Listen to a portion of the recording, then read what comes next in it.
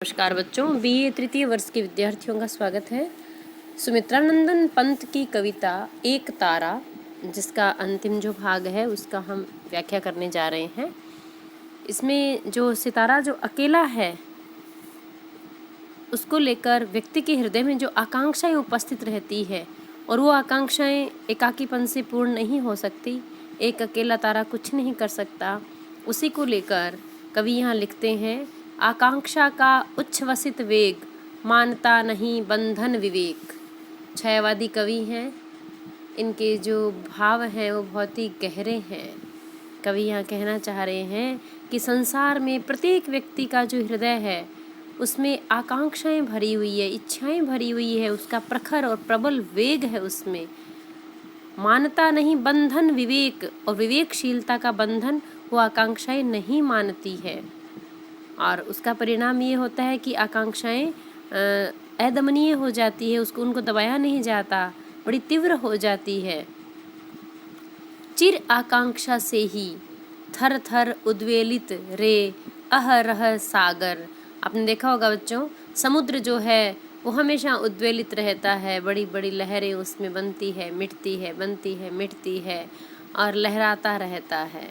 चिर आकांक्षा, तो यहाँ कवि कहते हैं कि समुद्र जो है रात दिन अपनी उन उत्ताल तरंगों से हलचल मचाता हुआ उद्वेलित रहता है, क्योंकि उसमें भी चिर माने लंबे समय से इच्छाएं हैं, आकांक्षाएं हैं, और उन आकांक्षाओं की पूर्ति के लिए वो उमड़ता है, घुमड़ता है, और उसकी लहरें शब्दायमान होती है, लहराती रहती है, लहरें आवाज़ करती रहती है, नाचती रहती हैं।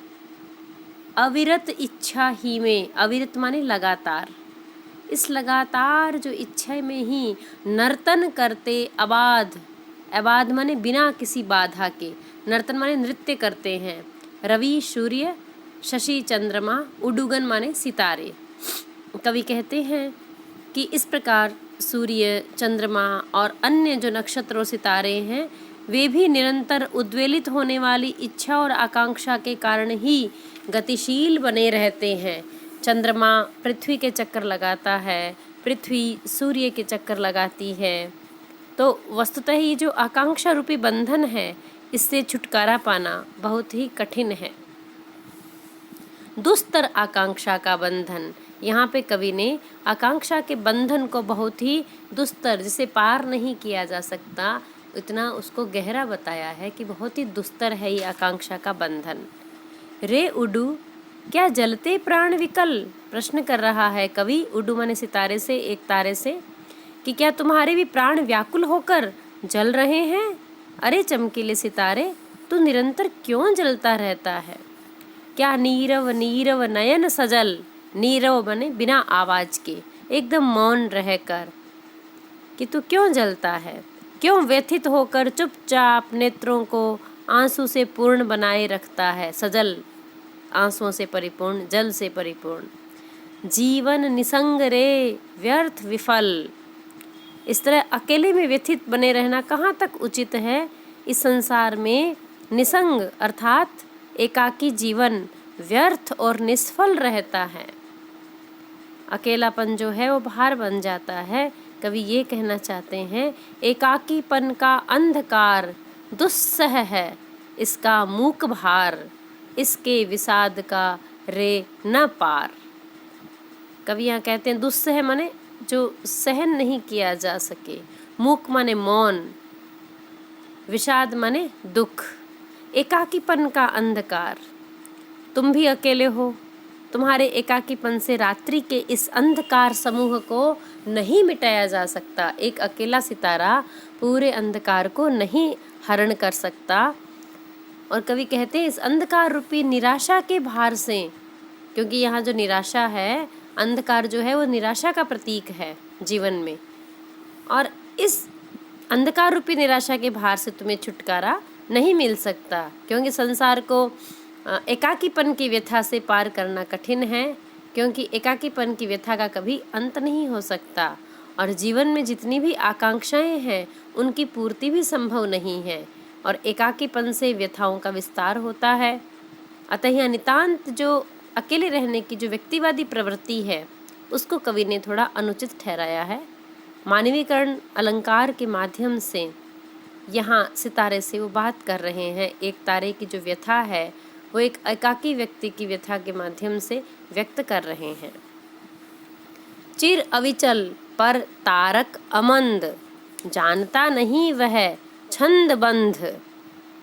कवि कहते हैं कि क्योंकि जो तारा है एकाकीपन और ब्रह्म का प्रतीक है।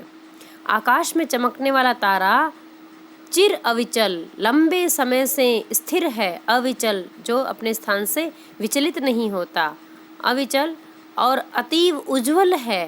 तारक अमंद जो मंदा नहीं पड़ा है, जिसका प्रकाश तीव्र है। जानता नहीं वह छंद बंध, वह बंधन तथा गति से सर्वथा मुक्त है। वह रे अनंत का मुक्त मीन, अपने असंग सुख में विलीन। वह तो इस अनंत आकाश रूपी सागर की एक मुक्त मछली है तथा अपने एकाकी और अनासक्त सुख में विलीन है। असंग सुख में विलीन, जो किसी का संग नहीं करता, उस सुख में विलीन है, यानी स्वयं के स्वरूप में खोया हुआ है।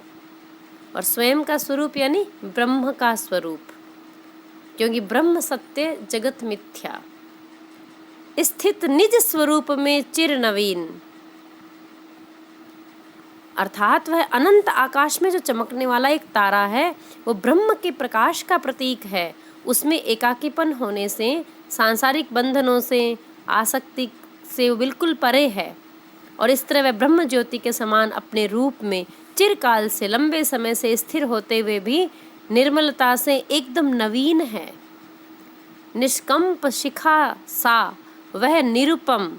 शिखा सा से सम उपमा अलंकार का प्रयोग हुआ है।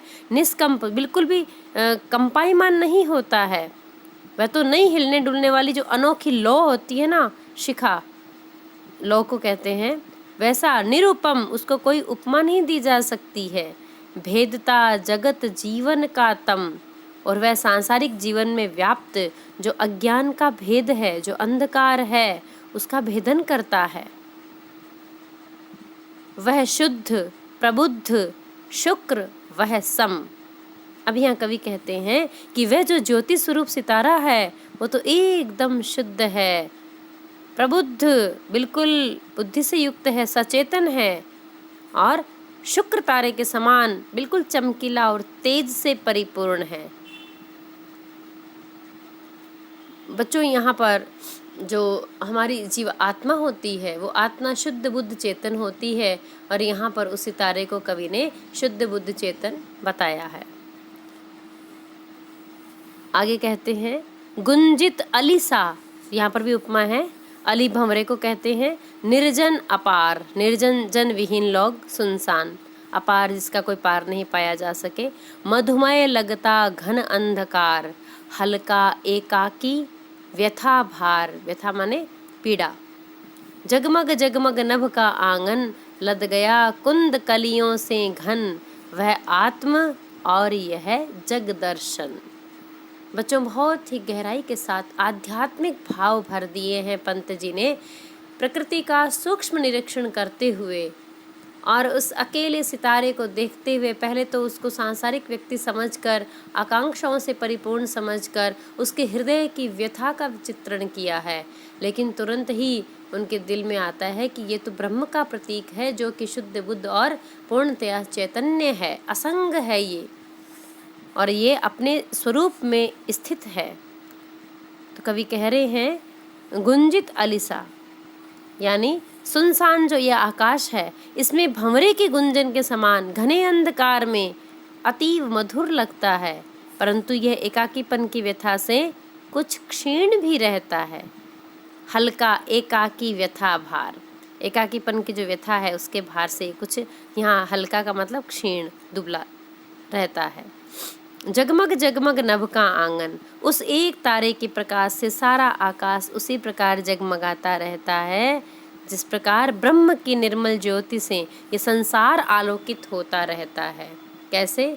बच्चों, इस पंक्ति को यूं समझ सकते हो, एक ब्रह्म की ज्योति से पूरा संसार आलोकित रहता है, अर्थात जड़ चेतन जग जीवमय सकल राममय जान। आप जो भी जीवों को देखते हैं, चाहे वो चींटी है, मक्खी है, मच्छर है, छिपकली है, कौवा है, कुत्ता है, गाय है, जो भी पशु हैं, पक्षी है, जितने प्रकार के मनुष्य हैं, सब के सब पेड़ हैं, पौधे हैं, इन सब में वो ब्रह्म की ही ज्योति है। वो ब्रह्म की ज्योति जो ही हल्की पड़ती है, त्यों ही वो शरीर जो है वो जड़ हो जाता है और उसे हम जला देते हैं, नष्ट कर देते हैं। तो संसार में जो भी जीव हमें नज़र आता है, उनमें वो ब्रह्म की ज्योति ही जगमगा रही होती है। उसी के कारण वो सारी अपनी क्रियाएं पूर्ण करता है। अतः वासुदेव सर्वम का भाव भी हम यहाँ स्थापित कर सकते हैं।